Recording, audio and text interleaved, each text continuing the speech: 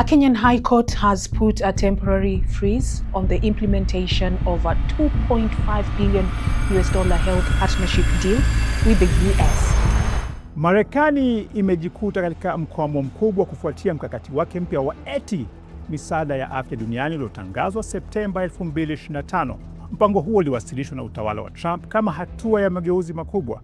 Unahusu mabilioni ya dola kwa ajili ya mifumo ya afya, ufuatiliaji wa magonjwa, maabara ya kisasa na ushirikiano wa kitabibu. Nchi 20 za Afrika na 4 za Amerika Kusini tayari zimetia saini makubaliano ya awali. Kidhahiri, mpango huo unaonekana kama fursa ya kuimarisha sekta dhaifu za afya barani Afrika, lakini masharti ya makubaliano hayo yamefichua ajenda ya siri ya Marekani na kuibua upinzani mkali.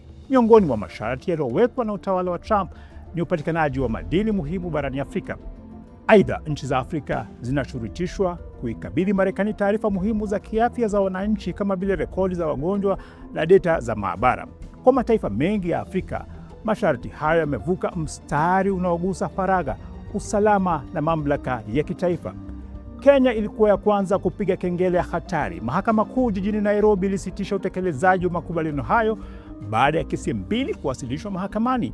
Waliofungua kesi hizo wanasema mpango huo unahatarisha haki za wananchi na unatoa mianya ya udhibiti wa nje katika mifumo ya afya ya taifa. Zambia nayo imesimama kidete. Mazungumzo na Washington yamekwama baada ya Marekani kuhusisha ufadhili wa afya na upatikanaji wa madini muhimu ya Zambia. Waziri wa mambo ya nje wa Zambia, Mulambo Haimbe, amesema masharti hayo yanakiuka haki za wananchi na yanatoa upendeleo usio wa haki wa kampuni za Marekani katika sekta ya madini. Kwa nchi ambayo ni mzalishaji wa pili mkubwa wa shaba barani Afrika, misaada hiyo ya Marekani ilikuwa na malengo ya uporaji wa data za afya na pia madini. Zimbabwe pia imekataa katakata. Serikali ya Harare imetupilia mbali msaada wa Marekani wa dola milioni 367 ikisema haiwezi kukubali kubadilishana taarifa nyeti za afya kwa ajili ya ufadhili huo. Msemaji wa serikali Nick Mangwana ameuita mpango huo wa Marekani kuwa ni biashara isiyo ya usawa. Ghana nayo imepinga vikali mpango huo wa msaada wa afya kutoka Marekani. Wakuu wa Accra wametaja hofu kuhusu faragha ya data na uhuru wa taifa kama sababu kuu za kukataa. Wataalamu wa afya barani Afrika nao wameongeza sauti zao. Daktari Jean Kaseya, mkuu wa kituo cha udhibiti wa magonjwa barani Afrika, amesema kuna mashaka makubwa kuhusu uwazi wa mikataba hiyo ya Marekani. Wataalamu wanaonya kuwa masharti hayo yanaweza kuyapa makampuni ya dawa na teknolojia ya Marekani nafasi ya kupata faida kubwa.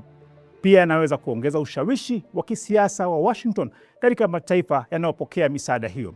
Na hapo ndipo swali zito linaibuka katika mazingira ambayo Rais Donald Trump amewahi kutoa kauli za kibaguzi za kuzidhalilisha na kuzitusi nchi za Afrika. Je, mpango huu wa misaada unalenga kweli kuboresha afya za Waafrika au ni mkakati mpya wa kuongeza ushawishi wa kibepari kupitia uporaji wa data muhimu za afya na madini ya bara Afrika?